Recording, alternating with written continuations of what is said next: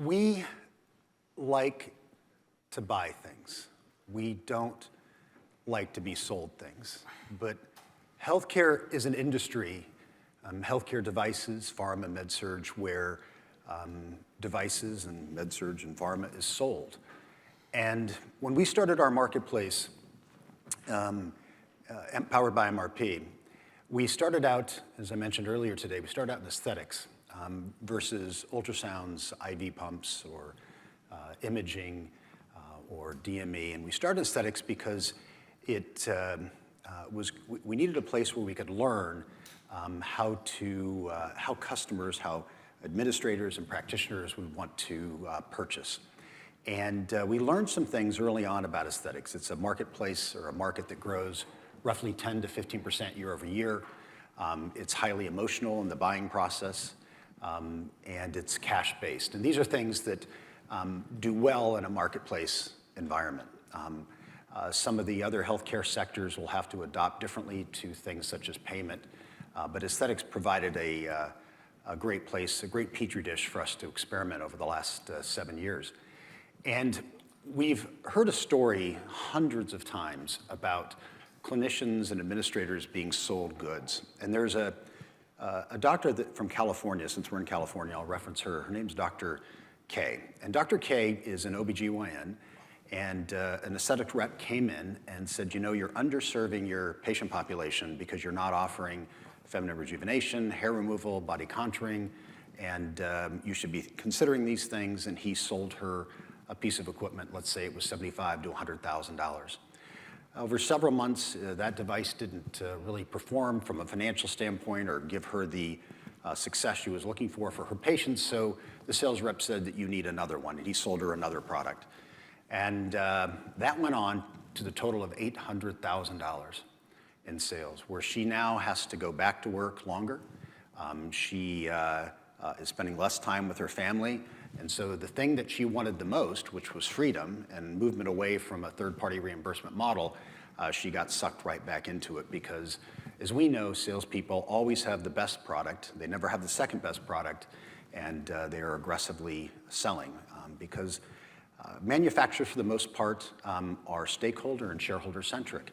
And so what I would challenge is what if, just what if, there was a market where products and services in pharma could be displayed in a transparent manner, where there's good, better, best, flat rate pricing, peer-to-peer reviews that are not monitored or administered, where people can really, and clinicians, administrators can see these products and how they perform. You could look at uptime, serviceability, a form of Carfax where you could look at the history of the product, whether it's new or pre-owned. And we believe very much that this revolution is going to happen in healthcare across the board.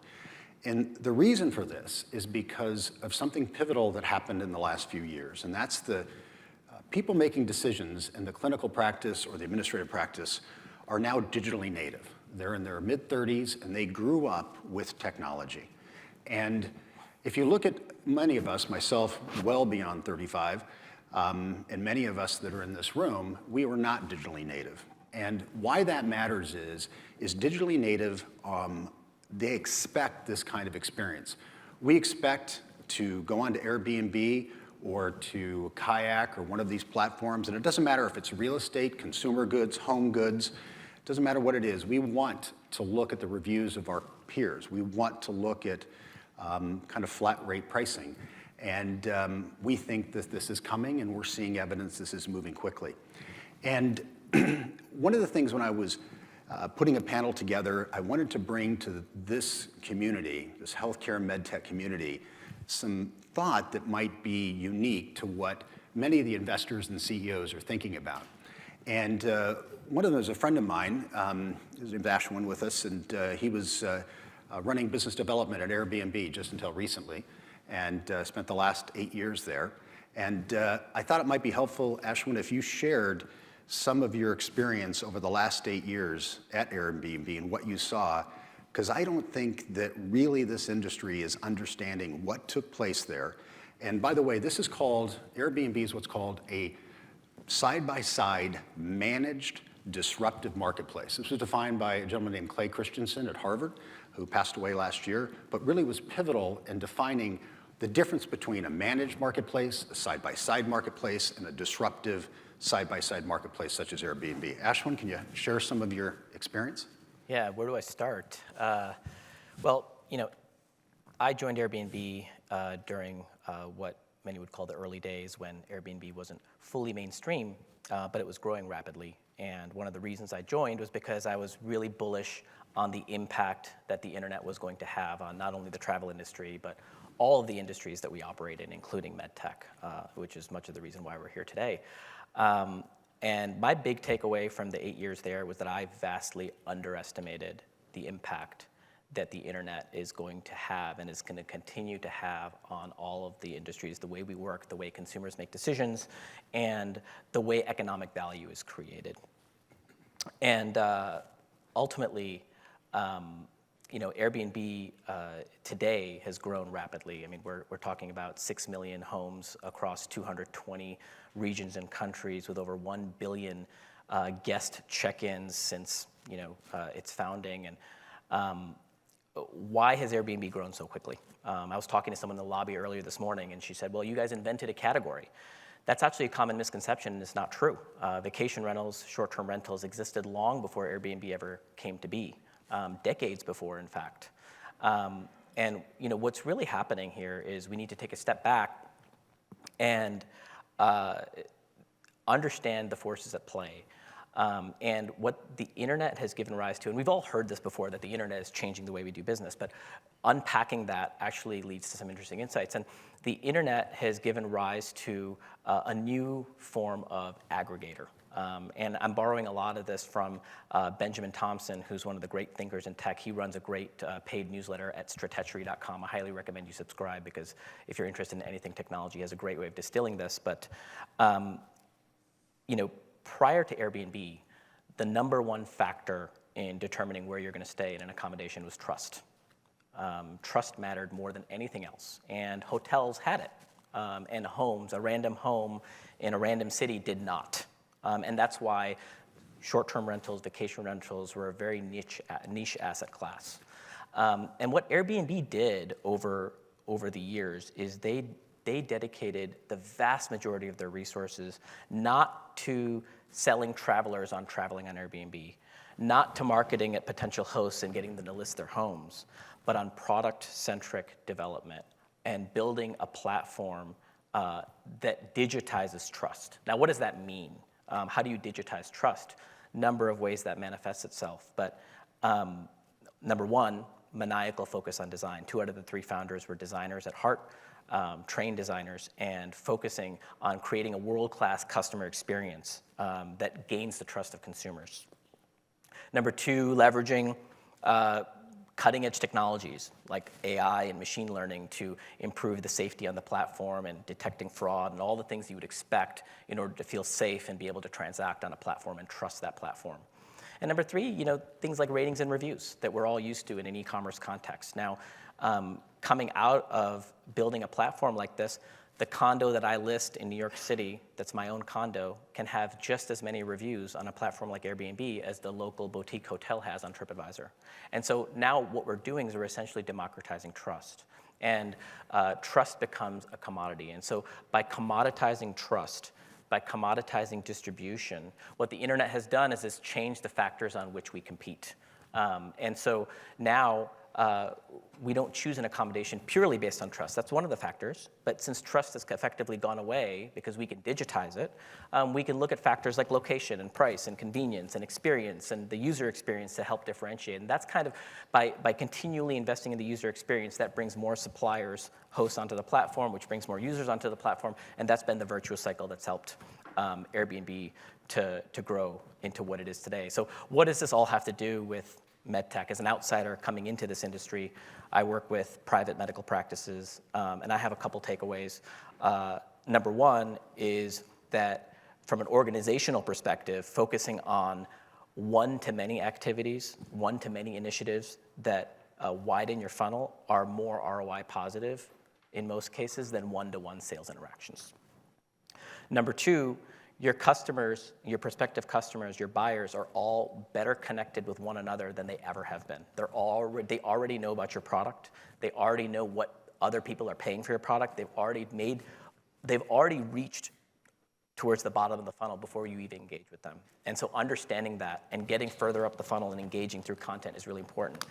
And number three, because distribution and trust have been commoditized, there's no better time to be an entrepreneur in this industry. And I saw so many wonderful pitches yesterday and continue to watch them today, and I'm inspired by a lot of what you guys are building. So I'll stop there. Just one follow-up question is, when you looked, you went to these presentations, I assume you looked at their websites.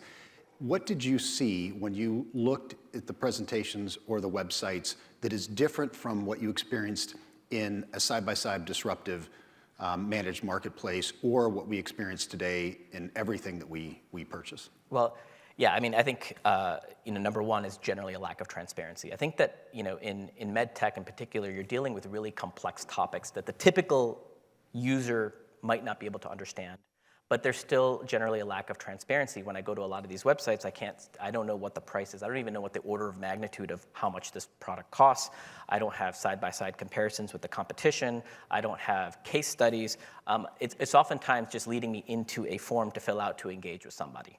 And one thing that's happened on the enterprise space, especially in enterprise SaaS, you're seeing enterprise SaaS software companies invest heavily in self-service models, in content, they're hiring their own editors, they're creating self-service models where people can go in and transact at very high volume right off the bat. And I think that's one thing that I've found that's missing in this industry. I'm going to circle back to a question with you, Ashwin, but I'm going to go to Omar for just a minute. Because, Omar, earlier we were talking about some of the early signs that there's change coming, and you were referencing Pfizer and some other companies. You want to speak to that? Yeah, absolutely. So, I think everybody in this room is pretty well aware that Pfizer's made a lot of money in the last couple of years. Last year their revenue was around $80 billion. To put that in comparison, in 2020, right when the pandemic was going, they were estimating like $23 billion. Then they upped that to $32 billion. So of all the companies on planet Earth, they could afford to keep people. Just a couple months ago, Pfizer had a mass layoff. And when I say mass, it's above 500, probably in the thousands of salespeople. They just laid them off, and the article stated that the reason why they did that is because when they looked at their data and research, they showed that their customers were preferring more digital meetings. So not only did Pfizer just lay people off, they decided just to do that. They didn't even say, hey, let's just keep these people and train them. They just laid them off. And when I brought this up in certain talks and articles a few months ago, I got a lot of angry emails, of course, as it normally happens with me, from like VPs of sales, usually medical reps, which is like, oh, this is ridiculous. It's just pharma. That's not going to happen to us. Amgen did the same thing. They laid off 500 people for the same reasons. And I think it's purely based on delusion and cognitive dissonance and arrogance that our industry thinks that this is not going to happen to us. Because for some reason, our industry thinks that the sales reps relationship, 100%, just purely in the fact that they're buddies with the doctor and they've been doing this for a while, that's enough to sustain business. But to Ashwin's point, these physicians, they don't put on their white coats and go to the hospital and become magically a different person. They're the same kind of person that you and I are at home, which are consumers. They're being conditioned by enterprise SaaS, by consumer, by Airbnb and eBay, and sooner or later, as of now, they're going to start doing that with our industry. And actually, they already are. Even though those modalities don't exist, if you look on LinkedIn, more and more orthopedic surgeons are doing what? Acting like consumers. They're literally taking photos of themselves with the implants, posting on LinkedIn. You'll see anywhere from 10 to 30 to 50 comments of surgeons having discussions. There's not a single rep to be seen anywhere. So it's already happening. I make a statement that I'm sure will get some pushback in this room, but I believe in 5 years or less, there won't be any more field sales reps as we know them. So what's going to make up the difference, or how will we get products to market? But what are your thoughts on that? Do you think that's a possibility, Omar? This is one area I'm going to disagree with. So you're saying that in 5 years that sales reps are going to go away. They're going to be disappeared. I think they'll become irrelevant, and there won't be a purpose. And if you think about the 25% plus and minus that after R&D is done, FDA is done, product manufacturing is done, development's done, the single largest component of the product cost is sales and marketing. And if you can deliver transparent information the sales rep serves virtually no benefit. And so what would be the purpose if you can't take that 25+% and give it back to the community of healthcare, give it back in lower pricing, creating greater access, increasing quality? There's so many things that can impact, but you feel differently. Yeah, and for a couple reasons, but I think we do have some common ground, but let me tell you where I disagree. Where I disagree is this, is that I would say for everyone, there's a lot of good sales reps out there who serve as trusted advisors to the physician because they see thousands more of a specific case with the technology than the physician will ever see. And surgeons, I'll be specific, do rely on salespeople for that kind of guidance. However, for every one good medical sales rep who's that kind of person, I would say there's about 50 worthless ones. They literally process orders, they show up to the hospital, they get in the way, they provide no value to the OR, and personally, I don't know what the hell they're doing in there, right? Now, the reason why I think that it's not going to happen, although what I think is going to happen is that you're going to see a reduction in sales force because you don't technically need, especially given the situation with what the doctor wants and what the hospital wants, which is no sales reps, you don't need 20 sales reps to go to market anymore. You probably need just 5. The other reason why is that, and again, I'm going to get, I can't help but say it this way, this industry has been extremely arrogant and lazy about these things. None of this is new. This has been going on since, I'd say, 2013. And McKinsey, and this is, I have to compliment you and your team. You did fantastic work in providing some research on this. You guys shared a statistic with me that I thought was interesting. McKinsey did a study, and 4 or 5 years ago, they asked all these med device companies, about 100 of them, what percentage of your budget is being spent on digital marketing? So 5 years ago, I'm not really good at math, but that's what, like 2016, 2017, not that long ago. It was 20%, like actually less than 20% was on digital marketing. What was it in 2021? 50%. So my question is, where the hell is this other 50% going? It's probably going to just absolutely worthless things like bus wraps and conferences and everything, which, by the way, I love conferences. But spending $10,000 on a bus wrap, yet saying, oh, how are we going to get an ROI from this digital campaign is just insane to me. Insane. And on top of it, let's say we get rid of the sales reps, just all of them. In 5 years, they're all gone. That would mean you have to have really damn good marketing, which to Ashwin's point, that means there has to be a full end-to-end transparent journey so that the customer, when a doctor wants to talk to a salesperson, they'll talk to them. In the meantime, they have to provide that information. There's one last thing I want to add is we would all agree that Johnson & Johnson's got a really impressive brand. They got a lot of money. You know what happened the other day? I was talking to somebody and they didn't believe how bad it was in this industry because this person's from SaaS. I was like, let's just assume, that of all the platforms, like LinkedIn, they advertise on there. He's like, yeah. It's like, let's go look at the ads, which, by the way, you can do that on your desktop. So we go to Johnson & Johnson, we go to DePuy, spine division. They make a lot of money. We go to their ads. I find an ad. This, I think it was an implant for the hip or something. It was like their hallmark device, right? 30 years, this is a great thing. I'm like, let's say I'm a surgeon and I say, I really want to learn about this. Why don't we click Learn More? Click Learn More. It goes to the worst website landing page I've ever seen. I've seen teenagers put together a better website. But let's just say that they did such a good job, and as a surgeon, I'm like, hey, I don't care that these are like extremely low-res photos, and there's like really not a lot of information here. There's not case studies, nothing. It's just like, oh, look at how great this is. It didn't even look good. I clicked Contact More, and I said, hey, what do you think is going to happen when I click this? They're like, form fill is going to come up. You're going to put your information, and a sales development rep's going to come up, reach out to you. I'm like, let's hope so. I click it. It goes to a landing page with North American global offices. Here's the email. Here's the phone number. European officers. Here's the email. Here's the number. Great experience. Yeah. And that's Johnson & Johnson. So you can only imagine what the rest of the industry looks like. It's a lost opportunity. I think huge. I think that when you have a lead and a qualified lead and you know exactly what they're doing, what they're coming for, there's an opportunity to provide more content and a more interactive experience. And you could arguably even get to the holy grail where you're closing the sale right then and there. Because the price sensitivity for consumers purchasing online has reduced significantly since the pandemic. One of the arguments may be in the room is that, we're a bunch of innovators, we're a bunch of, very smart and sophisticated investors, and our websites won't operate that way. We're going to really be next gen. And I'm going to ask Cheryl a question that, will follow up on the two things that Omar and Ashwin just said.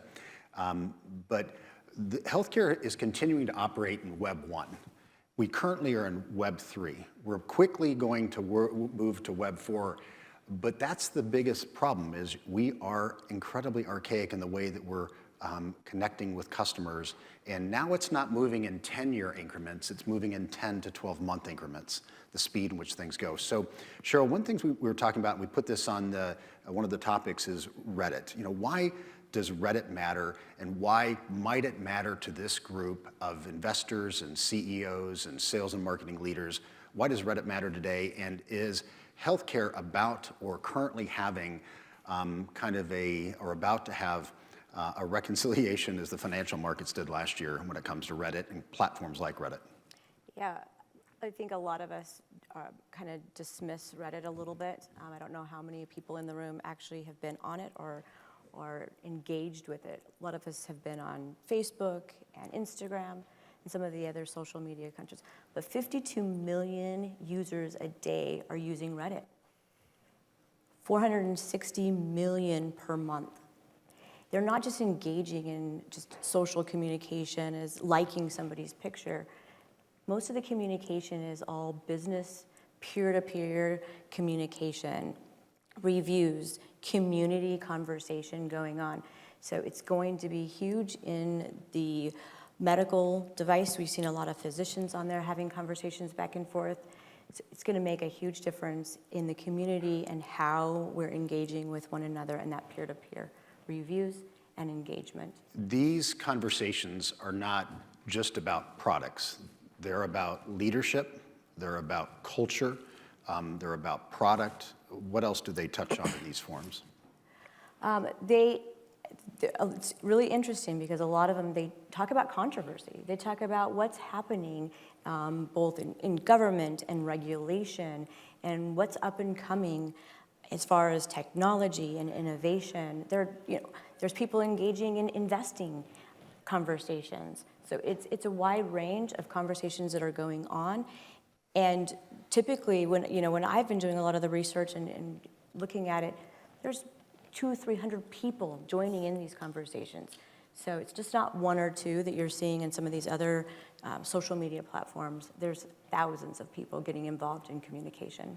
This is the center point of transparency in this space, is what Cheryl just described. And Dr. Koop, we've talked a lot about transparency and democracy in the purchasing process. And again, I want to remind people, we purchase in communities. Everything that we buy, and you may not think of it this way, but we buy based on safety and fear, often what the community shares with us. And I know this group doesn't think that way, but that's how we operate. So Dale, can you speak to transparency over the 35, 40 years of designing, patenting, engineering, manufacturing, and selling energy-based devices, and how transparency and democracy is going to change things going forward?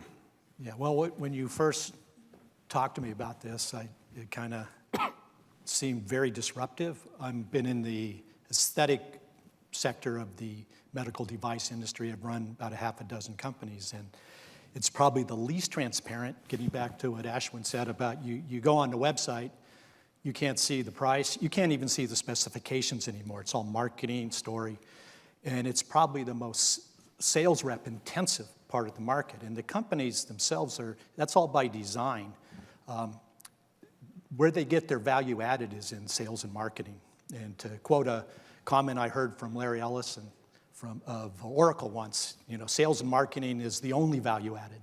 And that's how this industry in the aesthetic division works, or sector works. A device in a warehouse the value is its cost of goods, if that.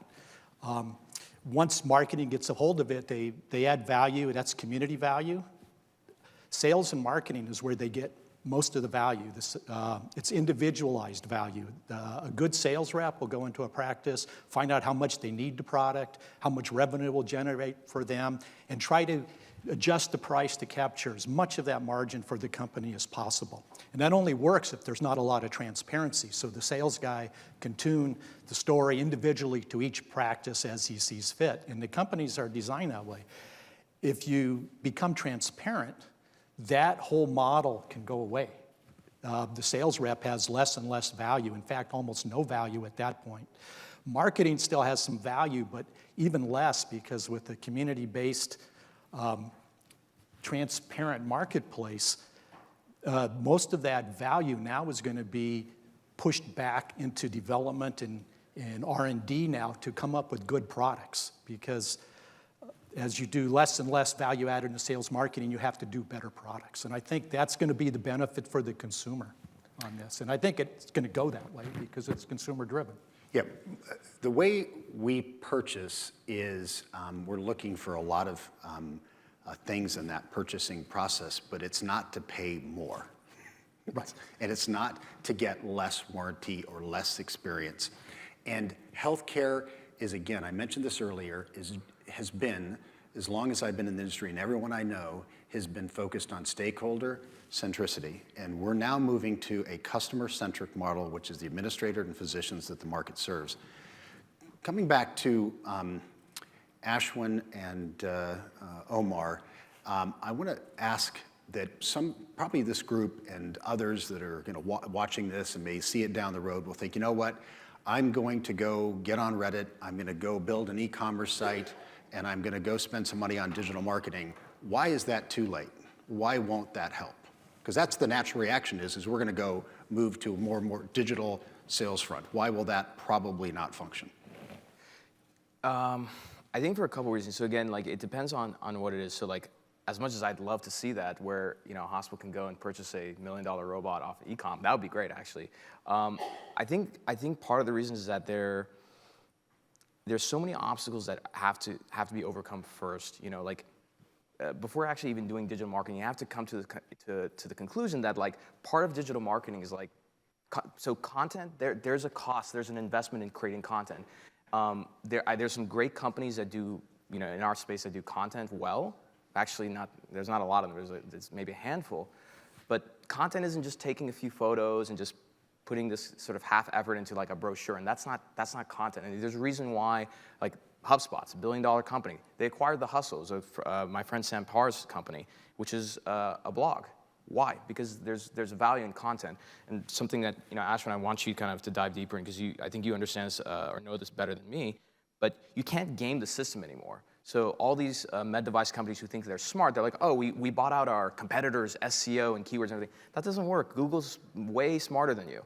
They're realizing that people game the system, so they're putting more emphasis on authority, on quality of content, these kind of things. So like the 3-4 blogs you put out every quarter is not enough. No question. And the key word there that, Ashwin, maybe you can comment on is conversion. Conversion used to be thought of creating content and converting on a transactional platform. But conversion means much more to Google and search engines today. What would you comment on that? Well, I mean, we're seeing, just taking a step back for a second, we're seeing a broader trend where, in the olden days, the newspapers used to control the distribution, and that's where we got all our information, and so they integrated backwards, and they hired the writers, and they managed who the writers were, and so on and so forth, but Google has disrupted that on its head. So rather than publishers aggregating articles and you going to the publisher and then finding articles in the publisher, Google has disaggregated that whole model, and now every web page is essentially created equal, right? And so the net of this is that quality matters, and we're finding that leading brands, both on the consumer and the enterprise side, are hiring their own content production studios. They don't need necessarily a PR firm to launch a product.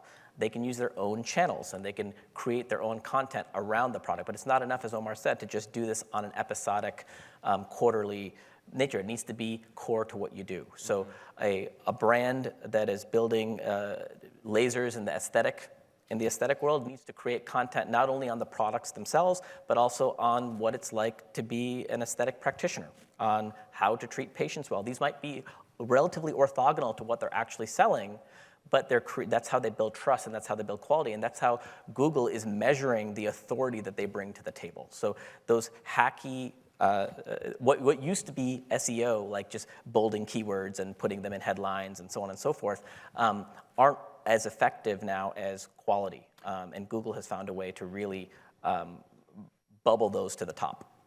Great point. We think of, how should I say this? Trying to think of a nice way to say this. This is LSI. I've been saying that the whole time. We're adults.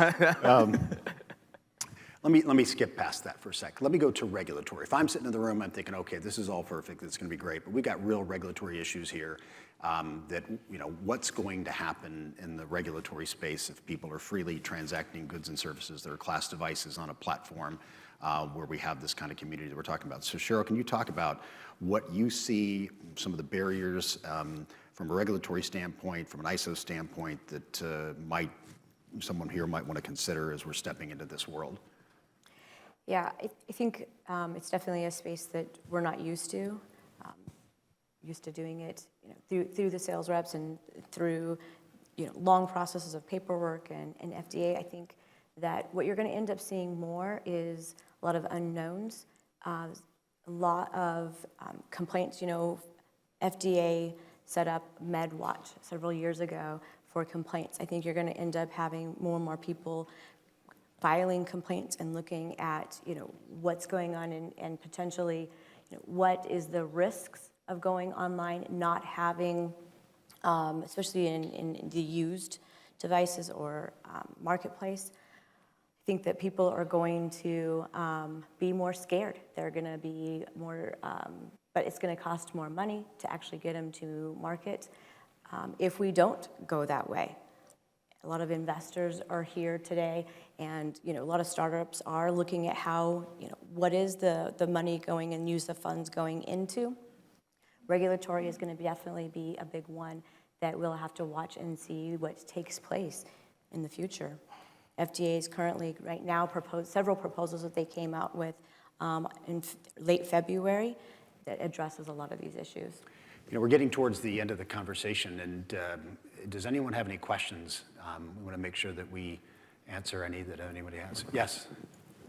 So we saw the trend in consumer as the space got more crowded, the role of influencers and trying to cut through the noise to specific demographics. Do you see a transition from what has traditionally been the salesperson role into more of the modern sales role, be more of the physician influencer type, or do you see that a content-driven strategy would be sufficient? So the question since we don't have mics, I'll repeat the question. The question, I think, if I can distill it down, is will we see a trend of influencers or content creators take the place of salespeople or sales and marketing? Is that summarizing it?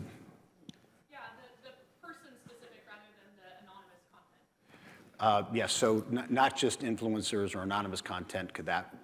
Would that replace salespeople? I'll take a shot at that. It was actually, and then everyone else can weigh in as well, is sales of products, we think of, and everyone here knows what that means, so I'm not going to touch on that as it exists today, but it's going to be through information and gratefulness and kindness and give back is where you're going to create content that converts. What Ashwin was saying about if you can teach people, let's say, on how to create a better experience, something they didn't learn in school, they didn't learn in the organization, and you can give that information to them, that's going to create authority on platforms that will generate conversion. I don't think we're going to see medical device influencers pop up just out of nowhere. I don't think that's the case. We have that today, and people don't really value that. For the most part, they're either directly paid or indirectly paid in some way. We all know this. And that's not what consumers, that's not what we want. We can sniff that out as a consumer if we see that something, and I think this is your point, we can see that and we actually move away from that. So if healthcare tries to juice it in some way, the constituents, which are consumers now, digitally native, are going to see that and they're going to run from that. So it has to be, and I hate that word authenticity, but it's got to be authentic and it's got to be centered in trust. You guys anyone want to weigh on that? Yeah, I think that's a really good question. I think in the aesthetics industry, the influencers are the KOLs or the key opinion leaders, and there's not a lot of difference between them and the sales force as far as adding value, sometimes real value, sometimes not to a product. And I think as you get more transparent, I have been moving towards the concept that the sales reps are going to be irrelevant, and the key opinion leaders are going to have, they're going to be relevant because they build awareness. They're going to be less relevant in the decision-making process because of the transparency and the democratization of the process of selling. And I can actually vision a time in a few years where there will be no sales reps in our industry. Any other questions? Yes. On the topic, I'm old school. I'm 30 years in this business in Medtech. So for me, the notion of no sales reps is entirely foreign. Yeah. Right? So that's a provocative statement. Uh-huh. By way of a little bit of history, I sold the first Da Vinci robot in Germany. Right? I'm familiar with launching meaningful content and new technologies. I don't personally believe it is a viable scenario in the launch of new products and the consistent training of new products to eliminate a sales rep. Now, in a notion where you commoditized a category, where you want to pick 2,700 of the exact same catheter, yes, I can do that on a marketplace. But when that catheter is different in use for Mary Jones on the table versus Mike Smith on the table 10 minutes later, I don't believe you can get rid of the sales rep. Right? So I've been in way too many procedures where I've seen a sales rep provide 2 seconds of another tiny little piece of something gently to the physician, gently, that steered the procedure another way. I've also seen where a sales rep's unable to do that because they're not skilled and experienced enough yet with that procedure, and all of a sudden everybody in the room gets a little nervous because they know we're getting ready to go down an alley and it doesn't feel very good. Right? So I guess I would challenge against the notion that you can get rid of a sales rep in a procedure-oriented, operating room, cath lab-based type of an environment, because the value that gets added there is absolutely tremendous. Having said that, in a world where there is full transparency and everybody already knows how to use it, and it's fully commoditized, and pricing is transparent, sure, marketplace will work. But I'm going to argue that you can't get rid of the first part, and you also can't get rid of pricing lack of transparency, because in the worlds I've lived in for 30 years, the transparency is not there in pricing. I'm going to try to summarize that. I'm going to start with we don't agree. I think that's the first thing is we don't agree. And the premise is that sales reps and sales leadership provides tremendous value side by side with clinicians in delivering exceptional clinical outcome. And so based on that, this won't work. First off, I want to congratulate you on Intuitive and Da Vinci and what a remarkable story. And we hear a lot of remarkable stories here, but remarkable. And I think everyone would like to emulate the success that you've had in the lives that you guys have touched. And so very remarkable. The second thing is you're wrong. And you're wrong because... Well, I want to hear. Okay, so, but, and you're wrong because what's happening is we have AI coming, and we're here at this meeting, and we're seeing this. Ford just launched. You think about entering the marketplace automotive market now, after eBay sold 5 million cars, and it created an industry with AutoBytel that we exist today. Why did Ford enter the space? Because prior to the pandemic, they sold 8% of their cars online. Today, they sell over 30% online in a relatively short period of time. We are seeing the movement to the communication of this information much faster than we ever have. So will reps be minimized? Absolutely, I think we can agree on that. Will experience and education find different ways to connect with physicians? But you know, I can sit here and cite 100 industries where if I was sitting up here and said to real estate, I would have this argument, but they adopted and changed. If I said automotives, it would change. So many, how about from Ashwin's world? If you would have said 10 years ago in a meeting like this, and remember, healthcare operates 10 to 15 years be slower than pretty much anything else, that you were gonna see what's called a non-producer and a non-consumer, somebody that has a couch and somebody that wants a couch come together and find a way to transact and have commerce, people would have laughed at you in the room. It wouldn't have happened. So I don't necessarily completely disagree. I think that there's going to be a place, but I think we're going to see radical changes. And in 2 or 3 years, we're going to be in this room and we're going to see presentations on bolt-on technologies to this marketplace that radically reduce the impact of a rep in a clinical environment. I guess I fundamentally disagree. That's good. In anything I've seen, and for full transparency, I'm the founder of a company called Avail Med Systems. We're bringing expertise into the operating room. We're trying to enable reps to do more of what they are so damn good at doing. Right?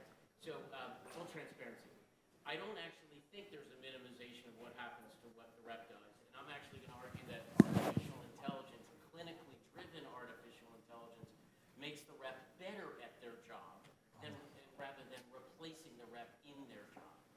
So I guess we fundamentally disagree. I'd love a debate, just you and I on I'll tell you what, I'll agree that there's a hybrid coming. How about that? So can I comment? Which is what you're doing. I think, yes, Omar, please. Yeah, so regarding, you said the right word, which is hybrid. And I agree with Daniel, and again, I have to pay respects because I refer to him as an OG, an original gangster in our industry. So when Danny has a comment about something, like, I take a second to think about how I'm going to comment back on it.